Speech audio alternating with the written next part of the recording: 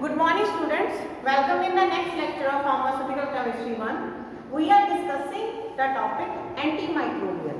In the topic antimicrobial, we have explained you all the basic terms like antiseptic, disinfectants, germicides, germistatic, fungistatic, then the mechanism of action of antimicrobials, how they work.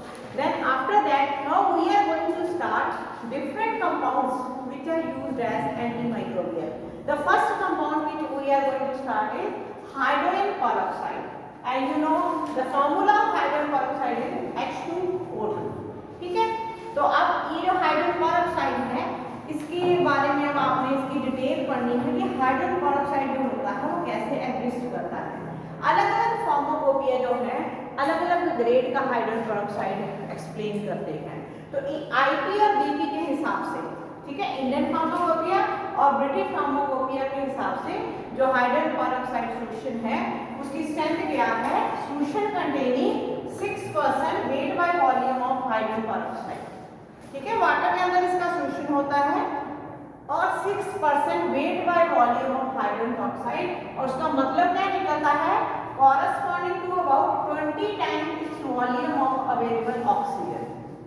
ठीक है, कि जब इसकी thermal decomposition होती है तो जो 1 CC solution होता है वो कितना ऑक्सीजन प्रोड्यूस करता है? तो 20 सीसी ऑक्सीजन को प्रोड्यूस करता है। ये है आईपी और बीपी के हिसाब से इसका मतलब। समझ गए आप कि जो 6% कंसंट्रेशन का सोल्यूशन है उसमें अगर आप 1 सीसी लेके उसकी थर्मल डीकंपोजिशन करें तो वो 20 सीसी जो है ऑक्सीजन को, अवेलेबल ऑक्सीजन को प्रोड्यूस करेगा।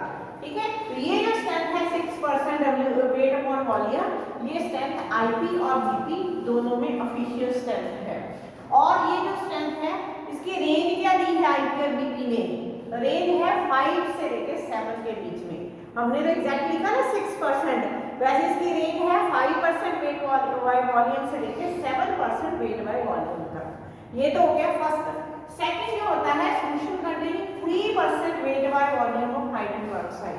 यूएसपी के हिसाब से, यूनाइटेड स्टेट फार्माकोपिया के हिसाब से जो हाइड्रोजन पेरोक्साइड का सोल्यूशन है जो ऑफिशियल है उसकी जो स्ट्रेंथ है वो है आईपी वाली से हाफ, यानी 3% wait by volume of hydrogen peroxide. और इसको अगर आप थर्मल डीकंपोजिशन करते हैं तो इसका 1 सीसी जो है वो थर्मल डीकंपोजिशन के ऊपर 10 सीसी अवेलेबल ऑक्सीजन को प्रोड्यूस करता है। जब ये सारा कुछ हाफ हो गया, इसमें 20 टाइम्स प्रोड्यूस कर रहा था, इसमें 10 टाइम्स प्रोड्यूस कर रहा है। ठीक है, तो जो यूएसपी में ऑफिशियल हाइड्रोजन पेरोक्साइड सोल्यूशन है उसकी जो स्ट्रेंथ है वो है आपकी 3% wait by volume of H2O2। तो अलग अलग फार्माकोपिया अलग अलग स्ट्रेंथ के सोल्यूशन प्रोवाइड करती हैं। जो तीसरा सोल्यूशन आता है उसको हम कहते हैं strong solution of hydrogen peroxide. उसके अंदर होते हैं 27% wait by volume of hydrogen peroxide. ठीक है, लैब में भी अवेलेबल होता है ये 27%, और इसको एज ए केमिकल यूज किया जाता है, एज फार्मास्यूटिकल एज केमिकल इसको यूज किया जाता है। फोर्थ सोल्यूशन और भी ज्यादा स्ट्रॉन्ग होता है, वो होता है solution containing 30% wait by volume of hydrogen peroxide. वो और भी ज्यादा स्ट्रॉन्ग होता है, उसको हम लेबोरेटरी केमिकल के रूप में यूज करते हैं। स्किन में यूज नहीं करते हैं, लेबोरेटरी केमिकल के रूप में उसको हम यूज करते हैं। ठीक है, तो ये आपके 4 कंसंट्रेशन हाइड्रोजन पेरोक्साइड की जो अवेलेबल है मार्केट में, अलग अलग ऑफिशियल नाम के साथ अवेलेबल है। अब है इसकी प्रेपरेशन। हाइड्रोजन पेरोक्साइड को अलग अलग मेथड से जो है प्रिपेयर किया जाता है। जो फर्स्ट मेथड है इसकी प्रेपरेशन का वो है barium oxide plus sulphuric acid. Barium oxide को लेके आप उसको सल्फ्यूरिक एसिड के साथ जब ट्रीट करते हैं तो क्या बनता है? Barium sulphate plus hydrogen peroxide.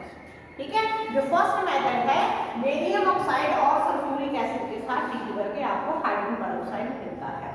Second जो प्रेपरेशन है वो है barium oxide plus phosphoric acid. उसके साथ ट्रीट करके आपको क्या मिलता है?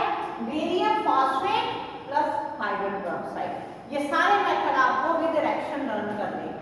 ठीक है, ये दूसरा मेथड हो गया प्रेपरेशन का। थर्ड मेथड क्या है? Sodium peroxide plus sulphuric sodium sulphate plus hydrogen peroxide. ठीक है, तो ये आपका तीसरा मेथड हो गया। अब उसके बाद फोर्थ मेथड जो है वो इलेक्ट्रोलिसिस का मेथड है। उसमें हम 2 इलेक्ट्रोड्स यूज करते हैं। क्या है मेथड? सल्फ्यूरिक एसिड का जब आपने इलेक्ट्रोलिसिस किया तो क्या प्रोड्यूस हुआ?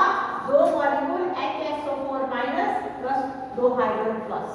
ठीक है, 2 हाइड्रोजन के आयन आपके प्रोड्यूस हुए। अब आप जानते हैं ये आयन किधर को जाएंगे? कैथोड की तरफ। तो कैथोड में क्या हुआ? 2H प्लस 2 इलेक्ट्रॉन, तो हाइड्रोजन गैस इवॉल्व हो गई, H2 प्रोड्यूस हो गई। एनोड में क्या हुआ?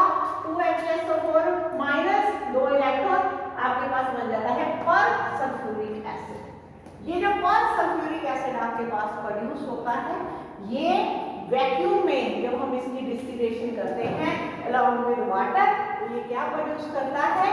Sulphuric acid and hydrogen peroxide.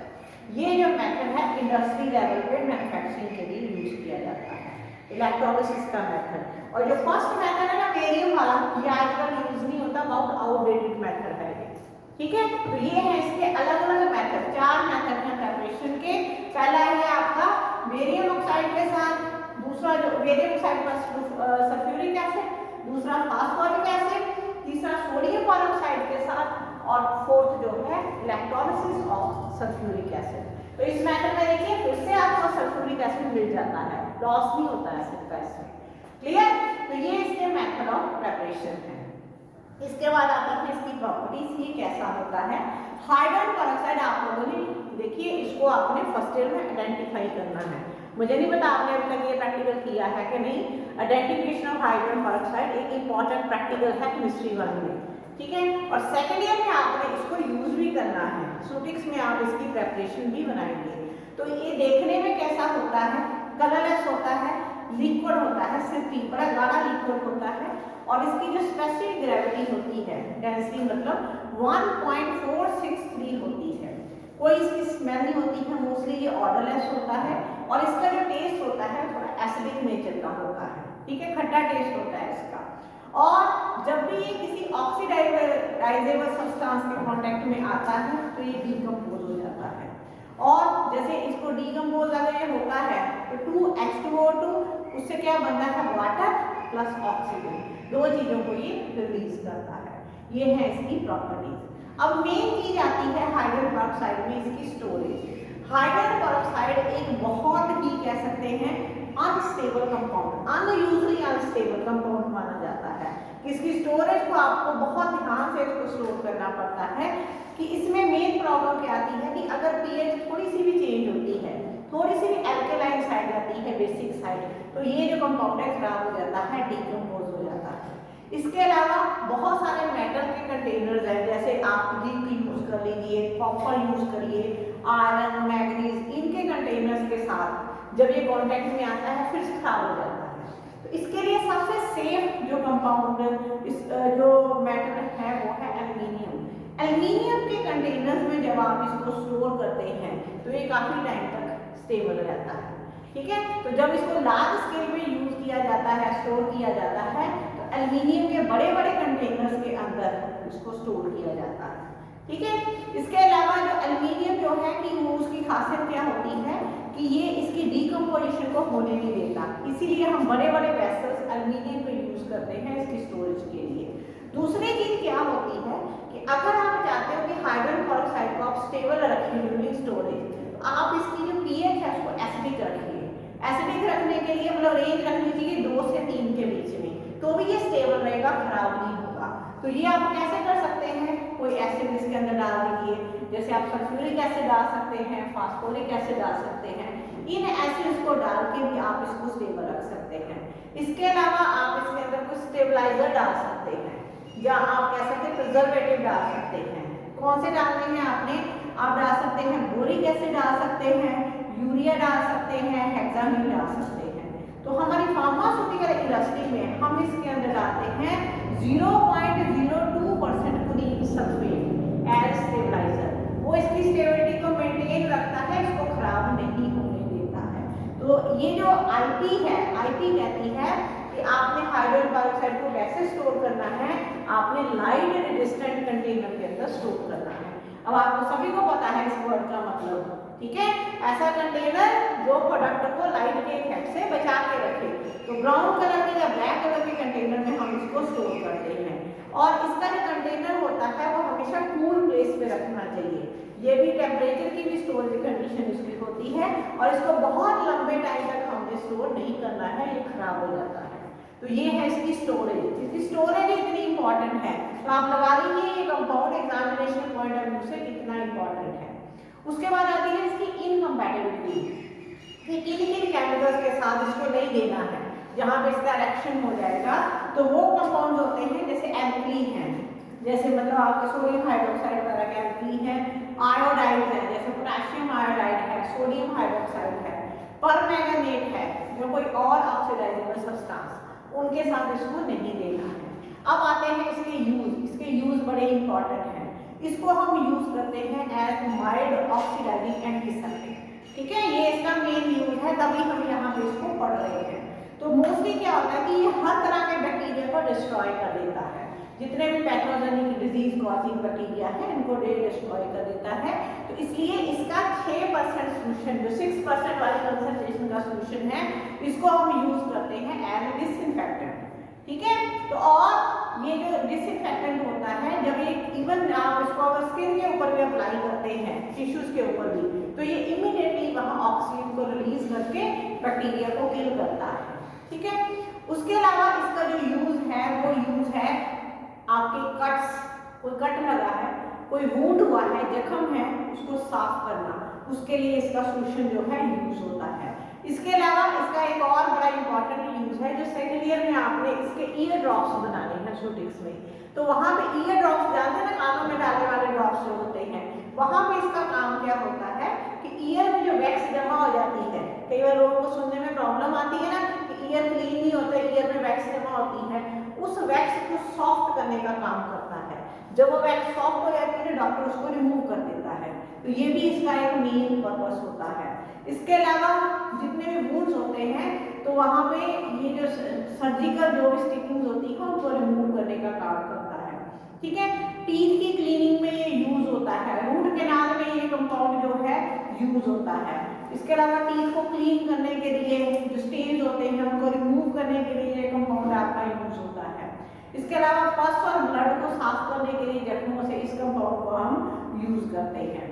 इसका जो 1.6% सोल्यूशन है उसको हम डिओड्रेंट यूज करते हैं, गार्गल्स यूज करते हैं, मुंह में गरारे करने के लिए यूज करते हैं, माउथ वॉश भी यूज करते हैं। इसके अलावा फास्फोरस और साइनाइड पॉइजनिंग में ये एंटीडोट यूज होता है। एंटीडोट समझते ना आप, जो पॉइजन के इफेक्ट को खत्म करे, उसको एंटीडोट बोला जाता है। इसके अलावा ये हेयर ब्लीचिंग में यूज होता है। आप लोगों ने देखा होगा कुछ लोग हेयर का कलर चेंज कराते हैं, फेशियल हेयर का, जब वैसे नॉर्मल हेड के हेयर का भी कलर लोग चेंज कराते हैं। तो ये ब्लीचिंग के लिए हाइड्रोजन पेरोक्साइड जो है हेयर के कलर को चेंज करने के लिए यूज होता है। इसके अलावा ये बहुत सारी इन्फेक्शंस के ट्रीटमेंट में यूज होता है। जो ओरल कैविटी है, मुंह की कैविटी है, उसकी इन्फेक्शंस में ये यूज होता है। ग्लिसरीन साथ में डाल के इसको यूज किया जाता है। तो अब आप खुद समझ गए कि इस कंपाउंड के इतने मल्टीपल यूज हैं, इसीलिए ये कंपाउंड बहुत इंपॉर्टेंट है। तो ये है आपका कंपाउंड हाइड्रोजन पेरोक्साइड। इसके बाद ऐसा ही एक और कंपाउंड स्टार्ट हो रहा है, वो भी स्ट्रॉन्ग ऑक्सीडाइजिंग एजेंट है, वो है पोटेशियम परमैंगनेट। ये आप लोगों ने बड़ा कॉमन नाम सुना होगा। ये जो जैसे जो सैनिटेशन डिपार्टमेंट है वहाँ वाटर क्लीनिंग के लिए यूज होता है। आप गवर्नमेंट हॉस्पिटल्स में जाते हैं, वहाँ लाल दवाई लगाई जाती है, ठीक है। बर्न का केस आ गया, फटाफट लाल दवाई लगा दी जाती है। ये वो कंपाउंड है आपका पोटेशियम परमैंगनेट। फार्मूला है इसका KMnO4। अब ये कंपाउंड जो है पोटेशियम परमैंगनेट, ये कैसे प्रिपेयर होता है, तो ये इसकी प्रिपरेशन मैंने सामने लिखी है कि potassium hydroxide plus magnesium oxide in the presence of oxygen, ठीक है। ऑक्सीजन की खुली सप्लाई होगी, वहां पे ये रिएक्शन होगा और आपको क्या मिलेगा, potassium manganate K2MnO4 plus water. अब जो आपको पोटेशियम मैंगनेट मिला है, ये अलग अलग तरीके से पोटेशियम परमैंगनेट प्रोड्यूस करता है। बेसिक रिएक्शन ये है, बेसिक रिएक्शन में मिल गया आपको पोटेशियम मैंगनेट। अब इसमें आगे जैसे पहला रिएक्शन है कि potassium manganate plus carbon dioxide, carbon dioxide के साथ रिएक्शन हुआ तो क्या मिला आपको, पोटेशियम परमैंगनेट, मैग्नीशियम ऑक्साइड और पोटेशियम कार्बोनेट। ठीक है, इस तरीके से प्रोड्यूस हो गया। दूसरा रिएक्शन क्या है कि पोटेशियम मैंगनेट को आपने क्लोरीन के साथ ट्रीट किया, क्लोरीन के साथ ट्रीट किया तो आपको क्या मिला, potassium permanganate plus potassium chloride. ठीक है, तीसरा रिएक्शन क्या है कि आपने पोटेशियम मैंगनेट को डीकंपोज किया तो आपको क्या मिला, पोटेशियम आयंस प्लस ये जो है परमैंगनेट आयंस। अब ये जो परमैंगनेट आयंस है ये इलेक्ट्रोलिसिस का मेथड है, तो ये 2 के ये जो आपके पोटेशियम परमैंगनेट आयंस हैं ये जाएंगे एनोड के ऊपर, वहां जाके इलेक्ट्रॉन को लिबरेट करेंगे और बन जाएगा आपका पोटेशियम परमैंगनेट। और जो आपके 2Ka+ है ये वाटर के साथ कैथोड में रिएक्ट करेंगे और पोटेशियम हाइड्रोक्साइड बना देंगे। तो समझ गया कि बेसिक रिएक्शन आपका क्या है, बेसिक रिएक्शन में प्रोड्यूस हो रहा है पोटेशियम मैंगनेट। ठीक है, मैंगनेट से आपने क्या बनाना है, परमैंगनेट। तो वो 3 तरीके से बनेगा। पहला मेथड है कार्बन डाइऑक्साइड के साथ रिएक्शन, दूसरा मेथड है क्लोरीन के साथ रिएक्शन और तीसरा मेथड है इलेक्ट्रोलिसिस। ठीक है, इलेक्ट्रोलिसिस में कैथोड और एनोड के ऊपर रिएक्शन होगा और आपको मिल जाएगा आपका पोटेशियम परमैंगनेट। इसके बाद आती है इसकी प्रॉपर्टीज कि ये कंपाउंड कैसा होता है। ये डार्क पर्पल कलर का कंपाउंड होता है, डार्क पर्पल कलर का होता है और इसके प्रिज्म जैसे क्रिस्टल्स होते हैं, चमकदार प्रिज्म जैसे क्रिस्टल्स होते हैं और बहुत ही मेटल जैसी इसकी शाइन होती है। इसका जो कलर है आप इसको मॉडिफाई भी कर सकते हैं, कई बार डार्क ब्राउन कलर का भी आता है और इसकी कोई स्मेल नहीं होती है, इसका जो टेस्ट होता है वो स्वीट होता है। और ये जो कंपाउंड होता है एस्ट्रिंजेंट एक्शन भी इस कंपाउंड का होता है, वाटर में ये सॉल्युबल होता है, तुम लोग लैब में बनाओगे ये कंपाउंड इजीली बन जाएगा इसका सॉल्यूशन। इसकी स्पेसिफिक ग्रेविटी होती है 2.703। ठीक है, अब ये जो कंपाउंड है जब आप इसको हीट करते हैं टेम्परेचर रखते हैं 240 डिग्री सेंटीग्रेड। ये देखिए रिएक्शन मैंने बोर्ड के ऊपर लिखे हैं। जब आपने इतने हाई टेम्परेचर पे इसको हीट किया ये कंपाउंड ब्रेक हो गया, डीकंपोज हो गया और क्या बन गया इसका, ये देखिए Ka2MnO4 मतलब पोटेशियम मैंगनेट, मैंगनीज डाइऑक्साइड और ऑक्सीजन लिबरेट हो गई। अब ये जो बना है आपका पोटेशियम मैंगनेट और इसका सल्फ्यूरिक एसिड के साथ रिएक्शन हुआ, ये बन गया potassium sulphate, magnesium sulphate, water plus oxygen. अब ये जो आपका है पोटेशियम परमैंगनेट ये वाटर के साथ जब रिएक्ट करता है, आपने जब मीडिया रखना है वो अल्कलाइन या न्यूट्रल रखना है तो मिलता है आपको मैंगनीज डाइऑक्साइड, पोटेशियम हाइड्रोक्साइड और ऑक्सीजन। मतलब इसके अलग अलग रिएक्शंस यहाँ पे रिप्रेजेंट किए गए हैं, अलग अलग पीएच के ऊपर ये रिएक्शन जो है रिप्रेजेंट किए गए हैं। अब ये जो कंपाउंड है ये किसके साथ इनकम्पैटिबल होता है, ये आयोडाइड्स के साथ, जैसे potassium iodide, sodium hydroxide, sodium iodide, जहाँ रिड्यूसिंग एजेंट के साथ, जहाँ ऑर्गेनिक मैटर के साथ ये कंपाउंड इनकम्पैटिबल होता है। अब इसकी स्टोरेज होती है टाइटली क्लोज कंटेनर। ठीक है, अंदर एयर नहीं जानी चाहिए नहीं तो खराब हो जाएगा। और इसके जो यूज हैं इसको हम यूज करते हैं टॉपिकल एंटी इन्फेक्टिव, मतलब स्किन के ऊपर लगाने वाले, इन्फेक्शन के अगेंस्ट यूज होने वाले। तो कौन सी इन्फेक्शंस में, बैक्टीरिया के इन्फेक्शन में भी आप यूज कर सकते हैं एज एंटीबैक्टीरियल, फंगस की इन्फेक्शन में भी आप यूज कर सकते हैं एज एंटी फंगल। ठीक है, दोनों रूप में ये यूज होता है।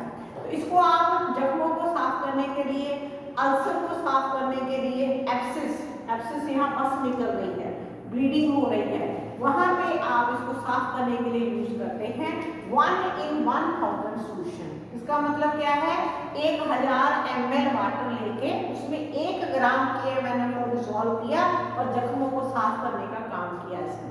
ठीक है, और इसके अलावा इसको भी आप गार्गल्स के फॉर्म में या माउथ वॉश के फॉर्म में इसको भी हम यूज करते हैं। इसके अलावा इसको एक्जिमा में या कोई स्किन की कंडीशन है, डर्मेटाइटिस वगैरह, वहाँ पे भी हम इसको यूज करते हैं। स्टमक में भी इसको यूज किया जाता है in the treatment of morphine poisoning, opium poisoning या स्ट्रेसिन पॉइजनिंग। ठीक है, और जब आप इसको एज एंटीडोट यूज करते हैं तो स्टमक में से ये पूरी तरह बाहर भी आ जाता है। और इसके अलावा अगर जैसे स्नेक बाइट हुई है किसी बंदे को, तो स्नेक का जो वीनम है अगर वो स्किन की सरफेस पे लगा हुआ है तो उसको भी ये रिमूव करने का काम करता है। उस पर्पस के लिए भी इस कंपाउंड को यूज किया जाता है। और वेटरनरी प्रैक्टिस में मतलब एनिमल्स में देखा होगा आपने कि जैसे किसी एनिमल के बफेलो वगैरह के फीट में कोई इन्फेक्शन हुई है या स्किन के ऊपर इन्फेक्शन हुई है, वहां पे इसको एज एंटीसेप्टिक यूज किया जाता है। ठीक है, ह्यूमन के साथ साथ एनिमल्स में भी ये कंपाउंड इतना ज्यादा यूज होता है। ठीक है, तो आज आपने ये दो कंपाउंड किए हैं, दोनों एंटी माइक्रोबियल हैं, एंटी बैक्टीरियल हैं दोनों, और बहुत ज्यादा इनका काम क्या है, जख्मों को साफ करना, वुंड्स को, कट को। ठीक है, स्किन की वीपिंग कंडीशन, वीपिंग कंडीशन मैंने आपको पहले भी एक्सप्लेन किया था कि जब कोई जख्म रिसरा होता है उन कंडीशन में जख्मों को साफ करने का ये कंपाउंड काम करते हैं। Thank you.